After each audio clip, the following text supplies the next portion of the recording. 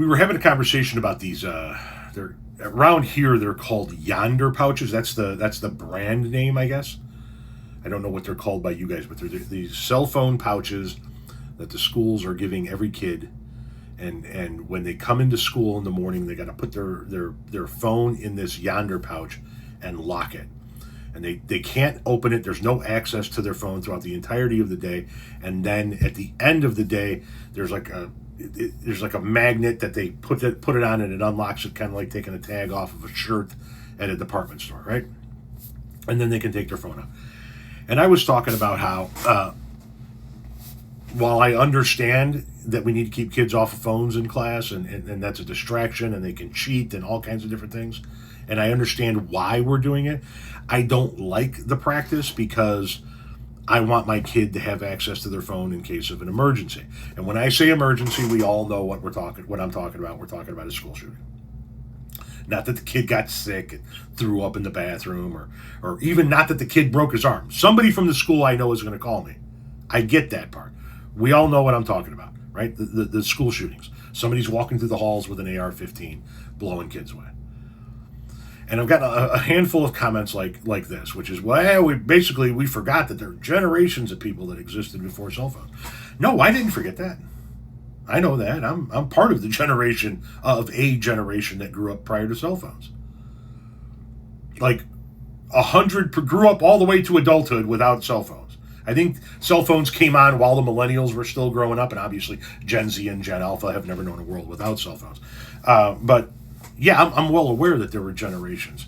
I think other people are well aware that there were generations of kids that grew up prior to cell phones.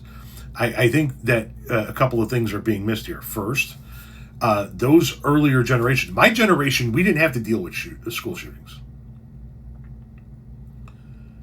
I was born in 1972. I came of age, I grew up and started going to school in the 70s and finished my schooling in the 80s, my public schooling in the 80s, right? So 70s and 80s. We didn't deal with that shit. The doors to my high school were left propped open so we could get cross ventilation in the school. There were pickup trucks parked in the parking lot of my high school that belonged to students in my high school that had a gun rack in the back window with guns. My generation didn't have to deal with that shit. So there's a little bit of a difference in generations when it comes to that, right? My kid's generation does active shooter drills. I didn't. I did fire drills and tornado drills. My dad's generation, they practiced nuclear bomb drills, shit like that. But we didn't have to do the things that my kids do. So the generational change is not just that, well, we were fine. We grew up without cell phones. Yeah, we didn't have active shooter drills. And cell phones are, if I may be so blunt, among many other things, they are another parenting tool. They really are. They're a very useful parenting tool. I think that the cell phones that we've purchased for our kids over the years have been simultaneously the best and worst things that we could have done to our kids. We literally put the entire world in our kids' back pocket by giving them one of these smartphones. But we also took a step in parenting that our parents never did, right? I can look at my phone and pinpoint exactly where my child is at any given point in time. I can reach my child instantaneously, things that my parents didn't have. So I view it also as a very effective parenting tool. And when somebody is shooting up my kid's school, I want to be able to use that tool to get a hold of them, maybe guide them if at all possible, maybe reassure them if at all possible, maybe gather information from them if at all possible to relate to the law enforcement of our town. Any number of reasons I want my kid to have that cell phone. Yes, we grew up fine without cell phones.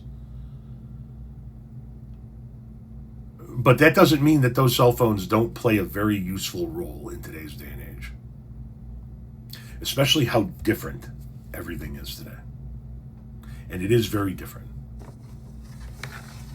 I can't recall, and I'm sure there was one, I can't recall one instance in my early childhood, in my schooling days, where we had a mass shooting like the ones we have these days. I can't recall one. I'm sure there was one. I'm sure that, it didn't start with Columbine. But, yeah, the generations are different, man. They deal with different shit.